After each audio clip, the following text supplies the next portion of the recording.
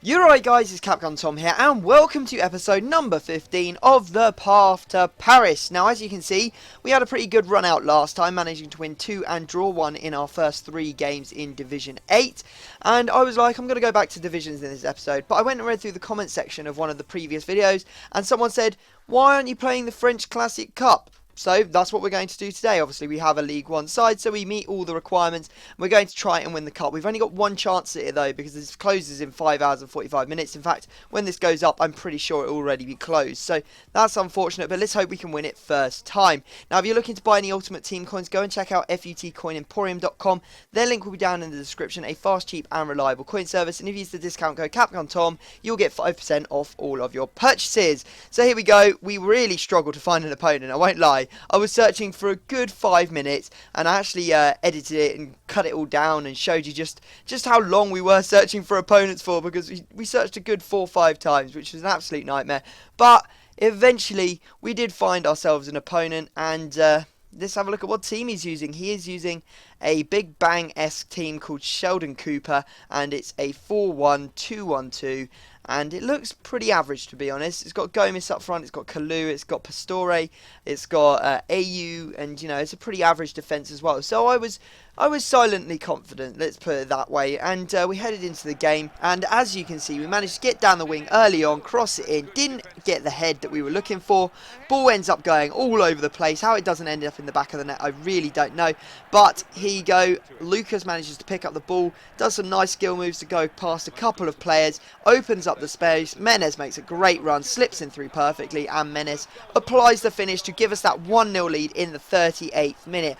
I was like, okay, let's keep a cool head, let's just try and get into half time 1-0 up. But before I knew it, I was on the attack again. Maxwell down the wing, and as you can see, we cross it into the back post. Menez stoops low and he pops that one in. So we're 2-0 up going in at half time. I was pretty happy with the team's performance, and I was even more so when this guy decided that he'd had enough just after half time and quit out. So there you go, we take down a 2-0 result. Would have been better if we played out the whole game, because I thought that we could go on a bit of a route there and completely destroy him. But unfortunately, he obviously quit out, which limits the amount of coins that we can make. Now, we're going to go and make a signing, and it's a big one. It is a big one. I think it's the joint second highest rated player for this team that we're going to end up buying, unless one of the high rated players gets an inform, and it is going to be Cavani.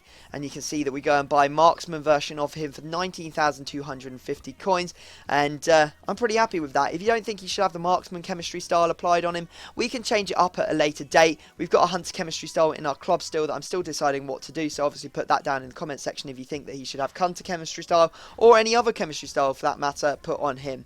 And you can see that unfortunately a counter chemistry style Cavani went up seconds later for 250 coins cheaper. That's just Sud's Law, and you can't really do much about that. But we're going to, you know, complete a full PSG bench. Now we have a full PSG team, a full PSG bench. Now we just need to move on to the reserves, and Cavani does slot into the team. He gets his squad number of number 9 put on him, and he of course gets the check mark on the checklist. That means we have 1 silver, 3 golds and 2 informs left to sign. A lot of you seem very worried that Matuidi is sort of being price fixed at the moment, which yes is very frustrating, but there's not much you can do about it, because he is a first week team of the week player, or the first team of the week that came out, so he's always going to go for quite a lot of coins. And hopefully he's only being price fixed for this week because of the tournament. Obviously League 1 tournament, people need French players in League 1, and hopefully he's going to drop back down a little bit after that. He's at around 65,000 coins last time I checked. Now he managed to have a good chance with Menez, and unfortunately he missed it. I was like, that finesse shot was underpowered, but oh boy, our new boy, he manages to get himself a debut goal, managing to score in the 41st minute. It wasn't glamorous, I know. It was a horrible interception from the goalkeeper kick out, but we'll take it nonetheless, especially when David Luiz is scoring headers for days against us, and puts him level just before half time. I was pretty frustrated by that, I won't lie. Very, very annoying. But you won't believe it, he went and did it again. What an absolute muppet, passing it straight to Menez this time. Menez happy to finesse that one into the back of the net, and it was a very tight game up until that point. After we scored that goal though, game opened up quite a bit. You can see here we get the ball at this offside decision, and Cavani chests it down beautifully. Lovely little roulette, and how this ends up in the back of the net, I do not know, in off the post. And yes, the roulette wasn't necessary, he didn't go past anyone, but it took the pressure off him from the man that was chasing from behind, and it did enable him to have that really nice shot. Not only did he manage to get 2 goals in his debut, he also managed to get an assist. So Cavani had an absolutely fantastic game. I can see him maybe being a problem down the line, as he does seem to drop back a lot, which is very, very frustrating. But if you wait and build the play up slowly, which I'm thinking is how I'm going to play anyway, he should be a fantastic player. As you saw in that game, he did very well. David Luiz managed to score again from a corner, but it was too little too late. And as you can see, we walk away with a 4-2 victory. Cavani with a double, an assist, and Menez and Pastore bagging 1 each. And of course, Cavani does get man of the match in his very first game for us. 9.6 rating overall, and he does move us into the semi-finals of the Cup. So that's going to be the next thing on our list of things to do.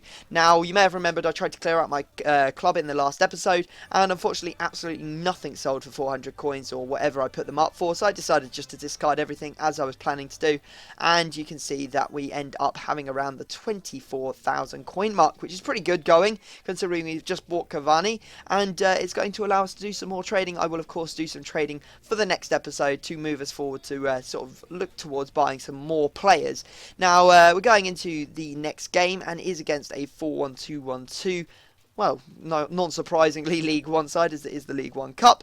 And he had some good players in there. But, you know, overall, I thought my team was better. I thought that I should walk away with the win. But the guy was very, very strong. And it was a very difficult first half for me. In fact, the first 25 minutes was completely dominated by him. And he did eventually turn that pressure into a goal as Menez was slipped through. Digne was actually the one that got caught at the back there, letting his man get inside. So I was pretty disappointed with that. However, I decided to resort to crossing. You know, I know it's filthy, but it worked. Because the first time I actually did it, Cavani managed to score. Yes, he's a goal-scoring machine, singing his praises all day, and this was probably one of the best goals that he scored for me today. As you can see, ball comes back into him, lovely touch, lovely finesse, and a really nice goal. He's turning chances into goals, you know, half chances I call them, and I'm pretty happy with him, to be honest. Unfortunately, he managed to score with Nkulu from a corner, and then Digne again gets caught at the back and lets his man get inside. He tramps it, and he ends up scoring what was the fatal goal for this tournament. And it does mean that this tournament's actually going to pass us by without us winning it. As I said, we're not going to have a time to actually repeat our attempt to win it.